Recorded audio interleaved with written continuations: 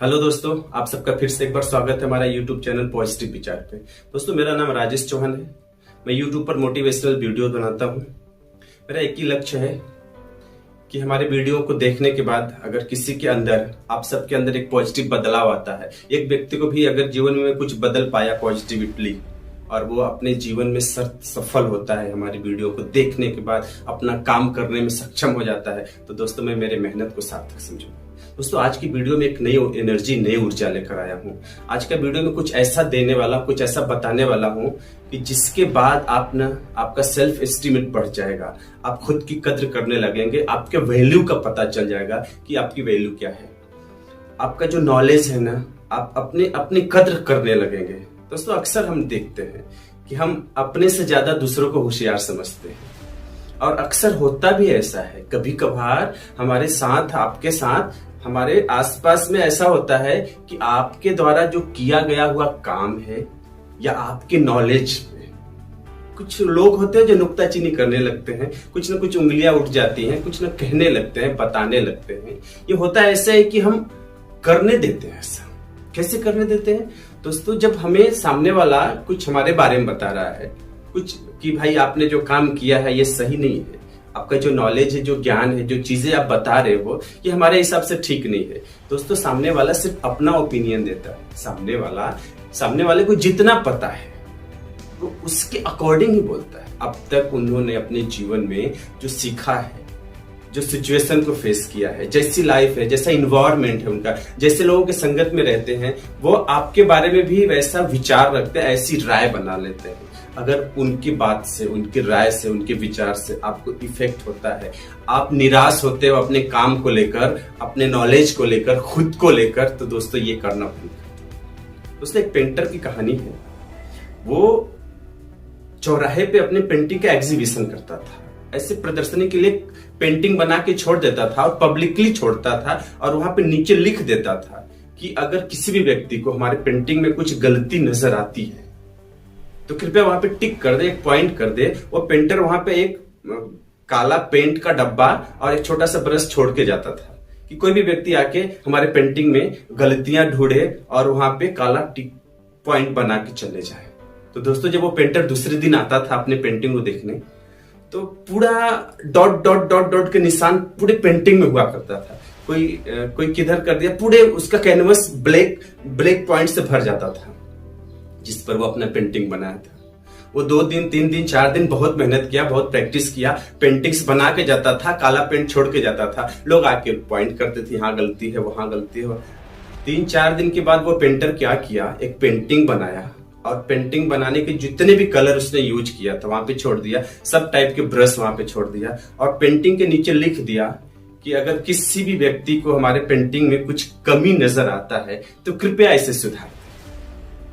दोस्तों, वहां पे एक और बोर्ड था जिसपे लिखने की सुविधाएं थी कि लोग बता सके कि पेंटिंग कैसा है।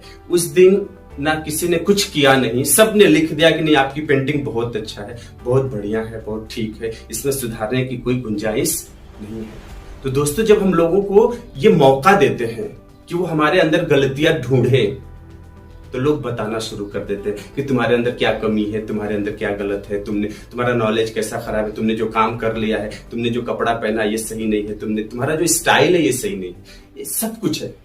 ये सच है कि निंदक नियरे रखना चाहिए। निंदक नियरे राखिए आंगन कुटी छवार, अब बिन साबुन बिन पानी का निर्मल रखे स्वभाव। तो दोस्तों, जो निंदक है वो कैसा होना चाहिए? आपसे बेहतरीन होना चाहिए, उसका नॉलेज आपके नॉलेज से ज्यादा हो। एग्जामिनर कैसा होता है? जो हम एग्जाम देकर आते हैं स्कूल में, कॉलेज में, हमारा जो एग्जामिनर होता है, जो हमारे पेपर को जांचता है, परखता है, वो हमसे तेज होता है, हमसे अव्वल होता है। कोई भी आके आपके बारे में अपना ओपिनियन जाहिर करता है, अपनी राय बताता है, इसका मतलब नहीं कि उसने बता दिया तो हमने मान लिया और हमारा जिंदगी ऐसी है और हम निराश हो जाएं, हम अपने काम को ना करें या हम अपना एफर्ट कम कर देते हैं। एक निराशा आता है दोस्तों, लेकिन जो लोग आपको ये कहते हैं कि आपके अंदर ये कमी है, आपका हुनर खराब है, आपका टैलेंट कम है, तो दोस्तों ये चीज ना उनको एक बार ध्यान से देख लो कि वो कौन लोग हैं जो आपको कह रहे हैं। क्या वो सक्सेस हैं? जिस सेक्टर में आप हो उस सेक्टर से वो बिलोंग करते हैं? क्या दूर दूर तक उस सेक्टर से कोई संबंध है? जिस व्यवसाय में आप हो, जिस धंधे में आप हो, या जैसी आपकी कैटेगरी है, हर इंसान की अलग अलग कैटेगरी होती है दोस्तों। तो आपको कोई भी उंगली करता है, कोई भी कहता है, अपनी राय विचार देता है, तो उस पर फोकस ना करें। आप जो आप हो, आपकी क्वालिटी जो है, आपकी जो वैल्यू है, वो घंटा कोई नहीं कम कर पाएगा। किसी को कुछ कहने से हमारी वैल्यू घटती नहीं है दोस्तों। हम निराशा होते हैं, हमारा जो सोचने का ढंग बदल जाता है। जब हम निराशा होते हैं, निगेटिविटी हमारे अंदर आती है किसी को कहने पर, तो हमारी प्रोडक्टिविटी कम हो जाती है, हमारा जो रिजल्ट खराब आने लगता है। दोस्तों, हमें क्या करना चाहिए? आपकी जो क्वालिटी, आपकी जो वैल्यू है, कैसे पता चलेगा? हमारी और आपकी वैल्यू का पता कैसे चलता है दोस्तों? हमें अपने आप को कहां प्रेजेंट करने की जरूरत होती है, हम कहां अप्रोच करते हैं, किन लोगों के साथ में रहते हैं, किन लोगों से अपने बारे में पूछना चाहते हैं, किन लोगों से अपने बारे में जानना चाहते हैं। दोस्तों, एक लड़का था जिसके पिताजी के हाथ में एक पत्थर था छोटा सा। वो अपने पिताजी के हाथ से वो पत्थर लेते हुए पूछता है कि पिताजी, इस पत्थर की कीमत कितनी होगी? उसके पिताजी कहते हैं, काम करो, इस पत्थर को लेकर तुम बाजार में जाओ, कोई जब तुमसे इसकी कीमत पूछेगा तो सिर्फ 2 उंगली दिखा देना। तो वो लड़का भाग भाग के जाता है बाजार में, और पब्लिक आ जा रही होती है, रोड पे ऐसे खड़ा हो जाता है उस पत्थर को लेके। एक लेडीज आती है, एक औरत आती है, वो पूछती है कि बेटा, ये पत्थर बेचोगे क्या? कितना कीमत है? अच्छा लग रहा है देखने में। तो वो लड़का सिर्फ 2 उंगली उठाता है। तो वो औरत कहती है कि 200 रुपए का है, तुम दोगे मुझे? तो लड़का कुछ पल सोचता है, फिर भाग के अपने पिताजी के पास आता है। कहता है, पिताजी, जब मैं मार्केट में गया, बाजार में गया, तो एक महिला आई थी, उन्होंने हमारे पत्थर का कीमत 200 रुपया बता रही थी। तो वो उसके पिताजी बोले, बेटा, ये मार्केट में मत जाओ, ये मार्केट थोड़ा छोटा है, वो बड़े वाले मार्केट में जाओ, जहां पे अच्छा एरिया है, वहां का माहौल अच्छा, इन्वायरमेंट थोड़ा अच्छा है। वो बड़े मार्केट में गया, थोड़ा सा रईस वाले एरिया में चला गया दोस्तों। तो वहां पे उस पत्थर को लेके खड़ा हो गया, और फिर आने जाने वालों की नजर उस पर पड़ा कि भाई, ये बच्चे, तुम पत्थर बेच रहे हो क्या? इसकी क्या कीमत है, बताओ। तो उस लड़के ने सिर्फ 2 उंगली दिखाया। तो उस व्यक्ति ने बोला, 2000 का है क्या? तो उस लड़के ने कुछ बोला नहीं, उस पत्थर को लेकर भागकर वापस अपने पिताजी के पास चला गया। उसके अपने पिताजी से बोला कि पिताजी, यहाँ तो 2000 लोग बता रहे थे इस पत्थर की कीमत। तो उसके पिताजी बोले, बेटा, तुम म्यूजियम के पास चले जाओ एक बार, जहां पे इतिहास की चीजें रखी होती है, जहां पे संग्रहण होता है। म्यूजियम के पास वो लड़का बाहर जाके खड़ा होता है, वहां बहुत सारे लोग आते हैं, पर्यटक भी कभी कभी आते हैं। तो उस पत्थर, इतना अच्छा लग रहा था, वो पत्थर चमक रहा था, सुनहला था, मस्त था, अच्छा था। तो एक व्यक्ति बोला, ये पत्थर तुम बेच रहे हो क्या? क्या है इसकी कीमत?